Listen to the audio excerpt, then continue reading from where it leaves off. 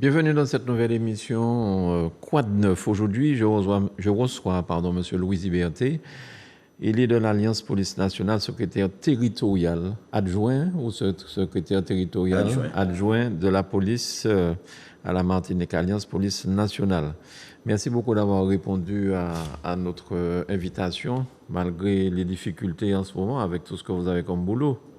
Oui, bonjour et merci aussi de m'avoir invité. Il n'y a pas de problème, mais je serai toujours là pour la petite chaîne. Donc, les grosses chaînes me demandent des interviews. Ma petite chaîne, c'est la mienne. Donc, c'est celle du peuple. Donc, je serai toujours présent. Merci beaucoup.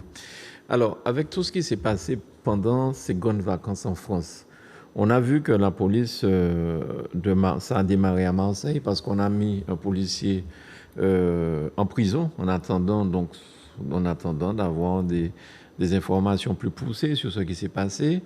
Ça a créé, j'ai failli dire un bordel, pardonnez-moi du nom. Les policiers ont utilisé un code que vous avez pour assurer une partie seulement des missions. Le patron de la police a dit qu'un policier ne devrait pas se retrouver en prison tant qu'il n'est pas jugé.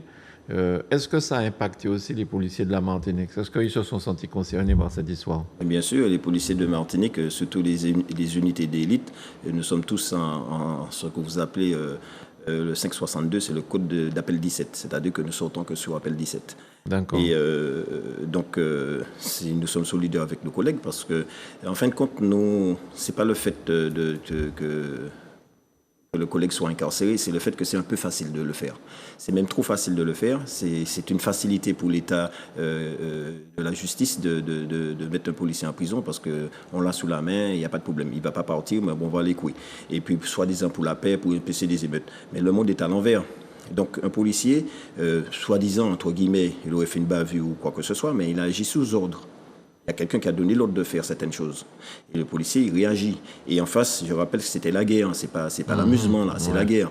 Et donc, le policier, il a agi.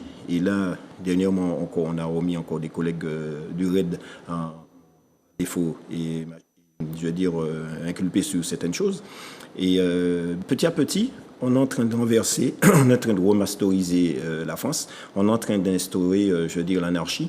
Il y a certains partis politiques qui prônent ça, qui veulent que la Ve République tombe. Mais s'ils continuent à ça, c'est là qu'on va y aller tout droit. Parce qu'à un moment donné, les policiers vont se demander pourquoi nous mettons notre vie en danger. Et puis dès qu'il y a un problème, on est écoué. Alors qu'on ne va pas partir. Hein. Le policier n'est pas un bandit. Le bandit, quand il va au tribunal, on lui dit qu'on te donne une convocation pour l'année prochaine, il ne viendra pas. Le policier, lui, il viendra. Et c'est une facilité pour dire, bon, pour faire des exemples, pour faire voir la population, mais quelle population vous faites voir? Quelle population? C'est la bonne population ou la population qui emmerde déjà la bonne population? Donc là, il y a un problème. Je ne dis pas qu'il ne faut pas punir les policiers, mais c'est le corps le plus puni. Je l'ai déjà expliqué, il faut le réexpliquer, je vais le réexpliquer encore. C'est le corps le plus puni, et enfin, c'est le métier où on a plus de sanctions. Et donc, fort de ça, le policier, quand il rentre le citoyen qui rentre dans ce corps qui devient policier, il le sait. Parce que non seulement nous sommes, je veux dire, surveillés par la police des polices, mais nous avons les codes comme tout le monde. Nous sommes assujettis au code pénal, au code de la route et tout ce qui s'ensuit. Et nous avons un code en plus de tout le monde. Le code déontologique, souvent je dis que ça met des bâtons dans le haut du policier parce qu'après il faut réfléchir. Ah, je suis dans les clous là, ou je ne suis pas dans les clous, je dois faire ça, je ne dois pas faire ça, je réponds comment. Donc c'est une perte de temps et une mise en danger du policier. Mais le citoyen, lui, il n'a pas de code de citoyen. Le mauvais citoyen, lui, il n'a pas de code d'honneur, lui, il n'a pas de code de déontologie. Hein. Lui, tout est permis. Et lui est même permis d'être armé avec des kalachnikovs, des armes de guerre, que nous, on possède certaines armes de guerre, mais justement, au cas échéant et au dernier recours. On ne l'utilise pratiquement jamais. Mais eux, ils ne s'hésitent pas. Alors moi, je dis qu'on est en train de tuer la République française, on est en train de mettre à genoux la République française, et puis certains politiques qui sont tellement, je veux dire, dans leur tête anarchique et qui cautionnent ça, ils applaudissent les deux, mais ils encouragent même que ça aille dans ce sens-là. Dès qu'un policier fait quelque chose, c'est une bavure, il faut le tuer. Et j'ai jamais vu ça. Ça devient de pire en pire de voir que les politiques, des députés qui font les lois, hein, c'est eux qui font les lois, et que ils demandent à enfermer les policiers. Mais par contre, dès que c'est un bandit, il faut le relâcher. Mais il faut savoir, chaque fois qu'il y a une affaire, regardez bien la personne qui est en face du policier, le problème qu'il y a eu, et regardez la personne qui est en face du policier. Et la personne a peut-être été blessée, mais regardez son passé et regardez le pourquoi il est là. Oui. Alors, il y a justement une affaire où il y a un policier qui a été traîné par un véhicule automobile terrestre à moteur sur une grande distance et il a été, après ça, lâché sur la route. L'auteur de ces faits a été au tribunal, enfin, il a été arrêté, il a été présenté au tribunal et relâché avec une simple condamnation, avec une simple convocation future ou ultérieure. Quand vous voyez ça, est-ce que ça ne vous donne pas l'envie de baisser les bras ou... Vous posez la question à l'inverse. Si c'est un policier qui avait fait ça, il serait écoué. Vous voyez ce que je veux dire? Donc, bon, moi, je dis qu'il y a un moment donné où on doit réfléchir à ce qu'on fait. Donc, on veut remasteriser la France, ben, allons-y. Par contre, il faudra élire les juges. Il faudrait que les juges soient élus. Et à ce moment-là, il va juger. Il sera élu pour 3 ans, 5 ans, je ne sais pas. Et au bout de ce mandat, il remettrait son mandat en jeu, il va se représenter, et s'il n'a pas été un bon juge, il ne sera pas réélu. Vous verrez que l'histoire, la phrase qui les protège, parce que c'est pratiquement les seuls êtres humains en France qui ne sont pas punissables. Donc la phrase qui dit que je juge au nom du peuple français et je suis irresponsable. Non, eh bien à ce moment-là, je jugerai au nom du peuple français et je serai responsable de mes actes. Vous n'avez pas peur de dire ça en télévision? Pourquoi? Parce que moi, je travaille, j'arrête les bandits, j'arrête les voyous au nom du peuple français. Et moi, je le présente au juge au nom du peuple français. Et je suis responsable. La preuve, on me met en prison parce que pour eux, je fais une bavure, parce que pour eux, j'ai outrepassé mes droits. Eh bien, moi, je suis responsable devant le peuple français. On me punit. Alors pourquoi les autres, pourquoi l'affaire Outrou, regardez le nombre de personnes qui ont été détruites par rapport à ça, et le juge a été promotionné. Il faut qu'on m'explique pourquoi il y a ces différences entre eux et nous. Moi, je veux bien de ne pas être responsable de mes actes et de me dire, voilà, vous avez le droit, vous tirez, vous faites ce que vous voulez, vous n'êtes pas responsable. Au nom du peuple français, je ne suis pas responsable. Alors là, je voudrais bien voir celle-là. Mais eux, ils l'ont déjà, ça. Oui. Mais pourquoi ? Quel que soit le corps, quel que soit le métier, quel que soit le travail qu'on fait, on est responsable de ces actes, sauf eux. Expliquez-moi. Et moi, je travaille au nom du peuple français. Hein. C'est le peuple français qui me paye. Donc, comme eux. Donc, je suis responsable de mes actes devant le peuple français. Alors, tout le monde devait être pareil. Et que ce soit le politique, quelle que soit la profession. Mais on se rappelle aussi d'une affaire du sang contaminé avec Georgina Dufoy, où elle avait dit responsable mais pas coupable. Donc, là aussi, les politiques aussi, des fois, ils se mettent... Mais où est-ce que vous avez vu un politique qui fait une loi pour le peuple? Ils font des lois pour pouvoir se couvrir eux, pour couvrir leurs amis. Ils font pas de loi pour nous. Et la loi s'applique à moi, policier, plus sévèrement, hein, doublement, puisque je suis policier. Ma qualité, voici encore autre chose. Et autant le juge sera irresponsable, il ne sera pas puni. Moi, je suis puni doublement par ces personnes qui sont irresponsables. Donc, les lois, vous savez, ce sont les hommes qui le font et qui le défont. Et vous avez le juge encore notre pouvoir en main de faire des lois, puisqu'il fait des jurisprudences. Quand il y a un vide juridique, il se prononce, il rentre dedans et puis il dit, bon voilà, je dis que c'est comme ça. Et vous voyez, tous ces trucs-là, il faut peut-être aussi que ça cesse. Parce que c'est ce pouvoir énorme qu'ils ont, il faudrait peut-être séparer, carrément les mettre indépendants. Mais quand je dis indépendants, ne dépendant de aucun pouvoir, rien du tout. Ils sont élus. Et puis, ils dépendent de rien du tout. Donc, ils jugent au nom du peuple français, mais ils sont responsables. Et la sanction tombera à la fin de leur mandat. Alors que là, tout le monde fait un peu sa police. Hein. Quelqu'un qui a traîné le policier sur tant de mètres et puis l'a relâché, ce tribunal le relâche. Et un autre tribunal va lui dire, bon, écoute, je te condamne à 3 mois de prison avec ceci. L'autre tribunal va dire, bon, écoute, ne refais pas ça, ne recommence pas ça. Et puis, alors que la loi est partout pareille. Mais le jugement ne sera jamais pareil. Pour la bonne et simple raison que ce sont des hommes et chaque homme a sa manière de penser. Et donc, là aussi, il y a un danger sous la loi. Mais comment on peut expliquer ça? Parce que justement, s'il y a des lois qui sont promulguées, qui sont votées, promulguées, pour telle contravention, la personne est passible de telle peine de prison ou telle peine selon la loi. C'est pas appliqué comme ça systématiquement pour chaque cas? Non. C'est si long, comment dirais-je chez nous, si l'on vend la tchè pour le pencher? Si l'on juge. Sinon, juge là. Donc, le problème qui se pose, c'est que j'ai toujours dit ça. J'ai dit que lorsqu'on a une peine de prison à faire, il ne faut pas regarder l'histoire que j'ai une enfance terrible, j'ai supporté, puis maintenant, je suis obligé de faire subir les autres. Non, tu prends tes responsabilités, tu es responsable de tes actes. Donc, 5 ans de prison, c'est 5 ans de prison. Parce que l'histoire de juger par là 2 ans, par là 1 an, sous une période, sur une loi qui dit qu'on peut condamner la personne à 5 ans, sur 3 ou 4 jugements différents de différents tribunaux, eh bien, on va avoir 1 an, 2 ans, 3 ans, alors que la loi dit 5 ans. Mais personne ne va appliquer les 5 ans. Et c'est ça le problème. Par contre, un policier, lui, va se retrouver dans les mêmes conditions qu'un citoyen délinquant. Eh bien, le policier va avoir la double peine et puis les 5 ans risquent de lui être appliqués rapidement. Et c'est ça qu'on dit qu'il faut faire attention. On a tué la République. Je ne dis pas qu'il faut couvrir les policiers. Il y a personne ici au monde va venir me dire que j'ai dit ça. Non, le policier mérite sanction, il doit être sanctionné. Il a fait une connerie, il doit payer. Mais le problème, c'est que comment faire payer un policier avant même qu'on soit au courant de ce qui s'est passé vraiment. Et on est écoué vite fait, alors que le délinquant, on le relâche.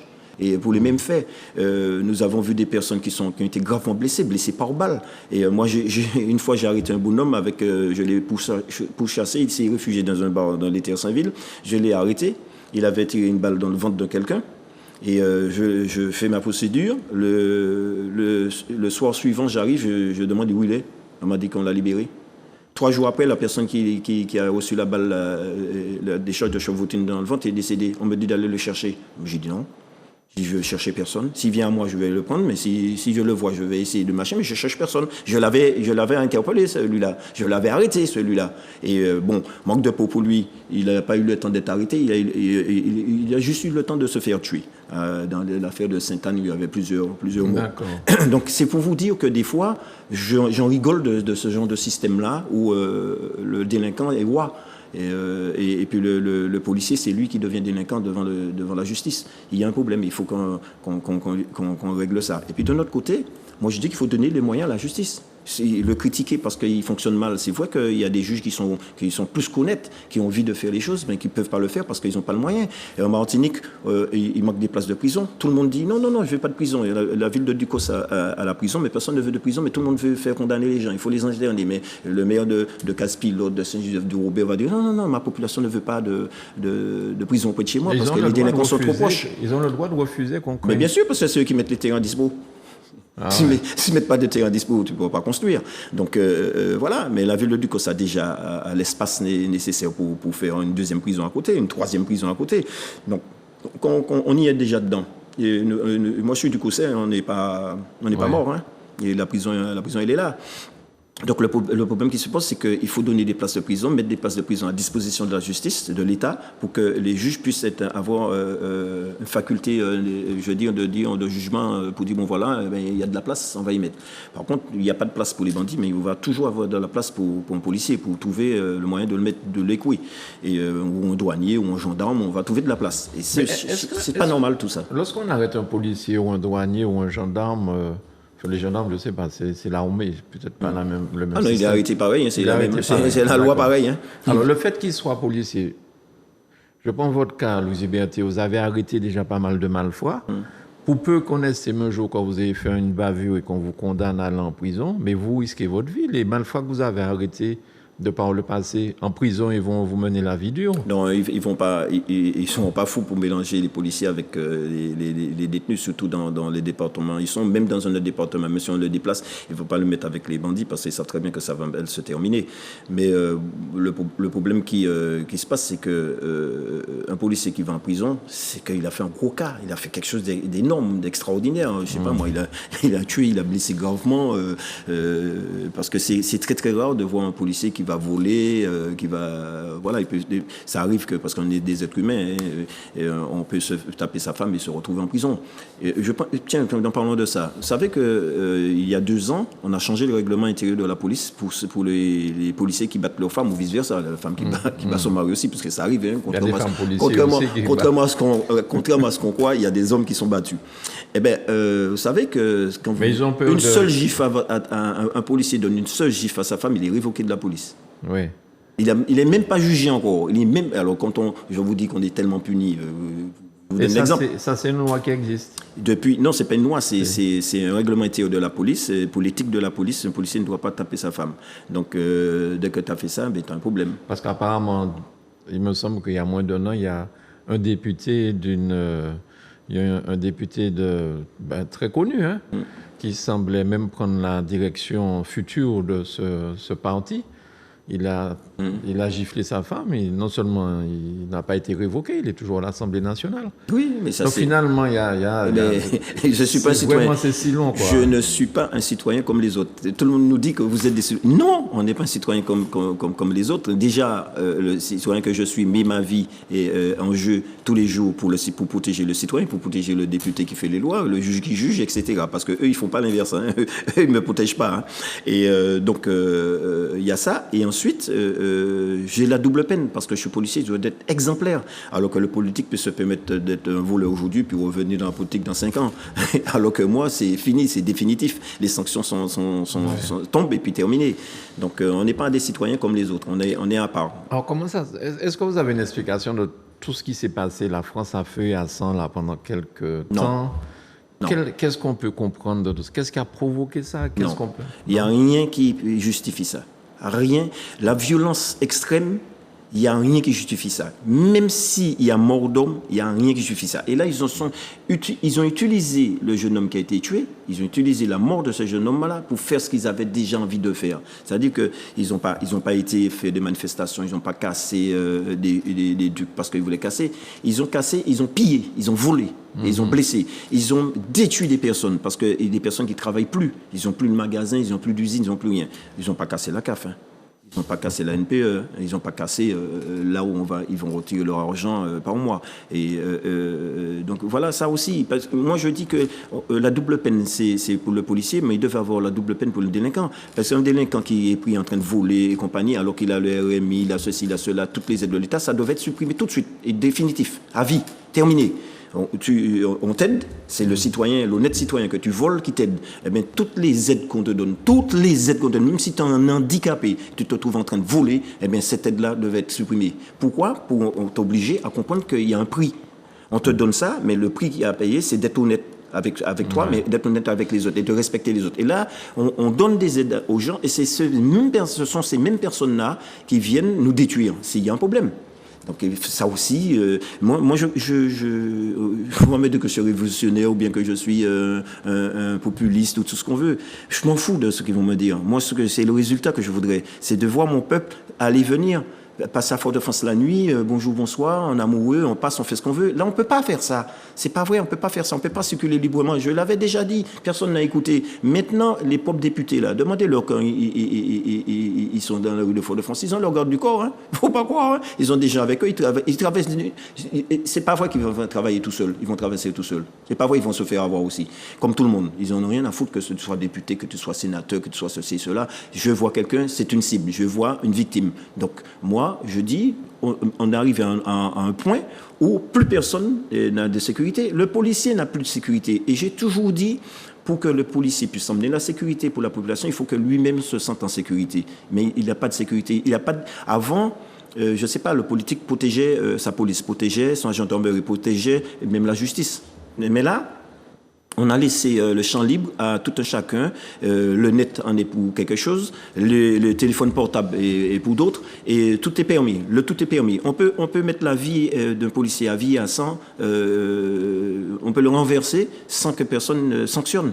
Est-ce que c'est normal? Aujourd'hui, les gens s'en prennent à tout. Même là, je vois là en France, ils s'en sont pris carrément, non seulement à un maire, mais chez le maire, ils ont défoncé ça chez lui, ils s'en sont pris à sa femme, à ses enfants. Donc on ne respecte plus rien. Mais ils ne veulent pas.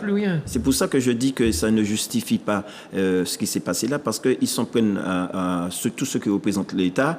Pourquoi? Parce qu'ils ne veulent pas de cet État-là, ils ne veulent pas de cette République-là, ils veulent leur République, l'anarchie, ils veulent dominer. C'est eux qui vont faire la loi. Mais c'est eux qui font la loi et c'est eux qui dominent. Et il faut savoir que ces personnes-là deviennent juges, ces personnes-là deviennent policiers sûrement, ces personnes-là qui sont aussi deviennent députés. Et puis quand ils sont députés, il faut entendre leur langage. Il faut voir la violence qui sort de leur bouche. Donc, la police tue, j'ai entendu ça une fois. Oui, la police tue, mais pourquoi la police tue? Vous savez, nous sommes des hommes d'État. Nous sommes des hommes qui sont à la disposition de l'État. L'État, c'est qui? C'est pas les politiques, c'est vous.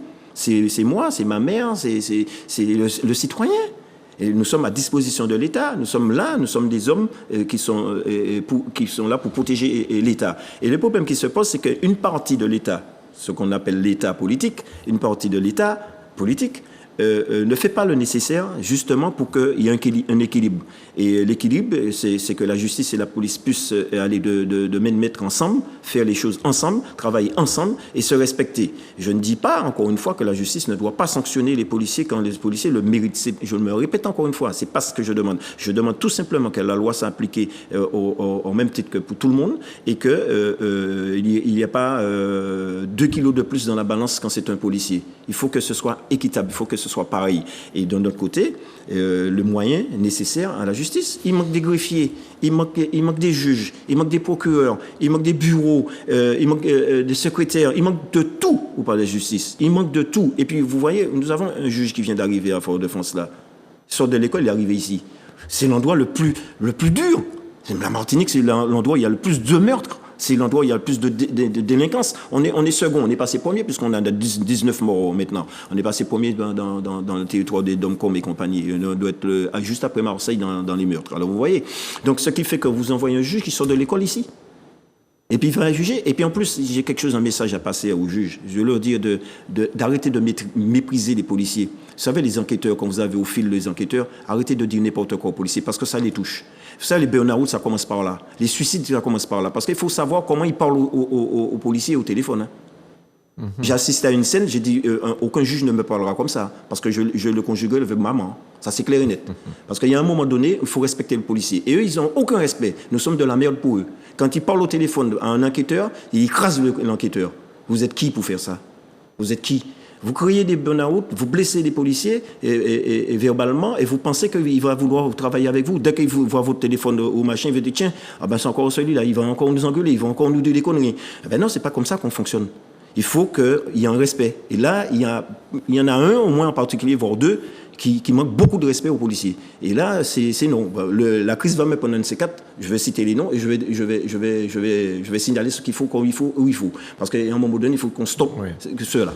Pourquoi on a arrêté les îlotiers? Parce que quand même, quand il y avait des îlotiers, en fait, ce qu'on appelle îlotiers, vous allez me corriger si c'est pas ça, c'est 2 policiers ou 3 policiers qui se promènent dans les rues, qui discutent avec les commerçants, avec les passants, qui donnent des renseignements. Est-ce que ça ne créait pas un lien social entre la police et la... Oui, mais le lien social, ce lien social-là existe toujours. Les commerçants aiment sa police, ils savent très bien que sans nous, ils sont encore plus en danger qu'ailleurs. Mais c'est la même chanson. On a dévié cette police-là pour la répression, pour la bonne sélection, qu'il n'y a pas assez de policiers. Donc on n'a plus le luxe de mettre ces policiers-là pour passer voir le citoyen, passer voir le restaurateur pour lui dire est-ce que ça va, comment ça va, est-ce que tu as un problème. Et puis leur présence dans les rues aussi rassure tout le monde. Voilà, et on a effacé cette phase-là. Pourquoi? Déjà parce que c'est le seul truc qui est rentable dans cette affaire, c'est justement le côté contact avec le citoyen. Mais après, ce policier-là, on a besoin de lui en urgence pour arrêter les bandits, pour arrêter les voleurs. Donc il est détourné de sa mission initiale. Mais ils existent, ils sont toujours là. En ce moment, on les appelle la BSP. Ils sont toujours là, mais ils sont en voiture, ils sont motorisés, puisqu'il faut aller à droite, à gauche, et vite fait. Et ils remplacent les polices secours, qu'on n'en a pratiquement pas. Et donc, voilà, on est les parents pauvres. En fin de compte, l'État, la partie État, je dirais, politique, demande aux entreprises de faire certaines choses dans leurs entreprises. Mais est-ce que l'État, parti politique, fait le nécessaire pour ses agents? Je parle de tous ces agents, que ce soit des agents de police, les infirmières, les médecins, les juges, les pompiers, les gendarmes. Est-ce que l'État met les moyens et donne les moyens pour travailler correctement à ses agents? On va vous dire qu'il n'y a pas d'argent. Il n'y a pas d'argent? Non, mais, ah bon? Non, mais la question qu'on pourrait se poser aussi, s'il n'y a pas d'argent pour permettre aux forces de l'État d'être mieux dans leur boulot, comment on peut expliquer à la population française tout l'argent qu'on donne à l'Ukraine. C'est pas en milliards qu'on compte l'argent qui est donné à l'Ukraine. Il n'y en a pas d'argent. Et on dit qu'il n'y a pas d'argent. Il n'y a pas d'argent. Et il n'y a plus de planche à billets en France, c'est interdit, c'est européen maintenant. On a fait pendant le Covid le quoi qu'il en coûte. Ouais. Mais on peut faire le quoi qu'il en coûte pour les fonctionnaires. Hein. Ouais. Parce que contrairement à... J'entends des personnes qui disent qu'il est fonctionnaire, vous êtes des nantis. C'est pas vrai. Alors, vous savez, nous sommes en train de demander à l'État français d'éliminer. On l'a éliminé dans la police presque. Il reste encore chez nos agents administratifs quelques collègues qui sont dans la catégorie C. Et on demande que cette catégorie disparaisse. Parce que c'est une catégorie qui est pratiquement en dessous du SMIC. Et les gens ne savent pas ça. C'est SMIC et en dessous. Et les gens ne savent pas qu'il y a des fonctionnaires qui ne touchent pas plus de 3 300 €. Puis on enlève le 40%, et en Martinique, ils ont de la chance de l'avoir, mais en métropole, ils ne l'ont pas. Donc, le problème qui se pose, cette catégorie-là doit disparaître, parce qu'on ne vit pas actuellement avec ce salaire-là. Et donc, nous, on a fait supprimer un grade dans la police nationale pour pouvoir remettre l'argent sous les autres catégories, les autres grades. Mais on a constaté que là aussi, c'est pas suffisant. Là, on a fait une prime, je crois, de vie chère qu'on va donner à tous les fonctionnaires. Mais la plupart de ceux qui sont morts, il ne faut pas toucher ça. Tous ceux qui sont en Guyane, en Guadeloupe, c'est seulement les catégories C ou les élèves gardiens ou ceux qui sont en stage qui touchent très peu d'argent qui vont toucher ça. Mais le reste, ils ne vont pas le toucher. Et les gens, l'État fait des trucs, crée des discriminations. Je vais vous donner un exemple encore. Vous allez voir comment la police fonctionne et comment les policiers se retrouvent en burn-out et peuvent se suicider. J'ai quelqu'un qui est placé sous mes ordres, une femme, et cette femme a fait le malheur de passer un examen pour monter en grade. Et mais elle a fait premier choix, si je réussis, je reste en Martinique. Deuxième choix, je pars à Paris. Voilà-t-il pas qu'il n'y a pas de place en Martinique. On lui donne des galons, mais elle est obligée de partir à Paris. Je constate, je regarde, parce que ça, il y en a une aussi qui part en Guyane, hein, c'est la même chanson. Et je constate qu'il y a un collègue qui sort de la Réunion, qui vient prendre le même galon, le même jour que la collègue. Et cette collègue n'a pas d'attache en métropole, n'a pas de maison, n'a rien. Donc on va clochardiser un policier qui va se retrouver à dormir dans un véhicule ou à l'hôtel ou je ne sais où. Est-ce que c'est normal, cette situation? Est-ce que c'est normal que l'État puisse faire ça à ses agents? Il a postulé pour la Martinique, il n'y a pas de poste. Il a dit oui, c'est ça, son problème, c'est de le postuler sur Paris. Ok, d'accord. Sauf que pourquoi tu m'envoies un Réunionnais? Et le Réunionnais, il est dans le même cas. Il a demandé à rester en Réunion, le deuxième choix Martinique. Ah ben on lui a dit, il n'y a pas de place en Réunion, on l'envoie. La même chose pour Mayotte, il y en a un qui part à Mayotte, qui va en Nouvelle-Calédonie. Est-ce que c'est normal, tous ces brimades, tous ces trucs-là, alors qu'elle a sa vie ici, elle a tout. Et tout ça fait qu'il y a des collègues en burn-out, tout ça fait que les collègues sont mécontents, tout ça fait que ça s'ajoute à la suspicion, bien la peur de policiers de mal faire, et puis il ne fera rien, parce qu'il a peur de mal faire, parce qu'on va lui dire, tiens, il a fait ça mal, tiens, il a fait ça, etc. Mais est-ce qu'elle peut refuser les galons pour pouvoir rester en Martinique? Non, elle ne peut plus refuser. C'est arrivé à la phase, le contrat c'était tu réussis, tu prends le galon là, tu prends là, tu pars. Alors là, je suis en train de faire les pieds et les mains. C'est M. Cazel qui est directeur central là-bas. J'essaie de faire les pieds et les mains pour mieux ça. Et c'est là que vous voyez que les hommes, comment ils sont.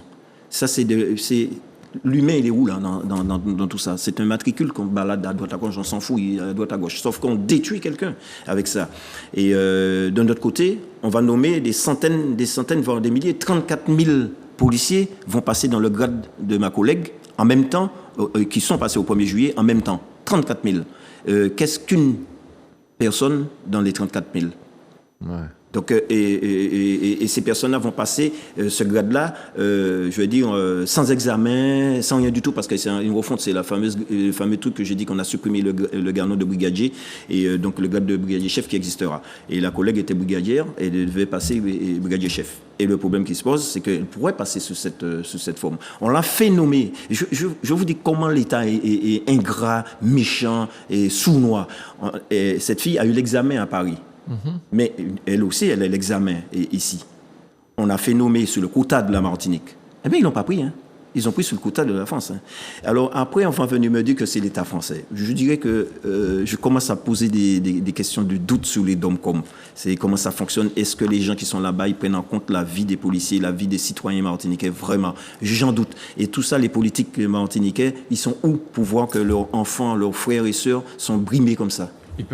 Alors j'allais vous demander justement, est-ce que les politiques de chez nous ne peuvent pas faire une intervention spécial dans ce cas-là. C'est une personne, voire deux personnes. Sur 34 000, est-ce qu'on ne peut pas faire bouger les choses pour deux personnes? La plupart des fois, ce sont ces mêmes politiques-là qui font des communiqués de presse avant même de savoir que s'il y a bavure ou pas. J'en rigole des fois, je les appelle, je leur dis, mais tu aurais pu me demander. Je t'aurais dit qu'il n'y a rien là. Et la preuve, pouf, ça fait machin, mais tu as fait communiqué de presse pour dire que c'est des bavures policières. Avant de dire que c'est pas des bavures policières, laisse la justice en juger.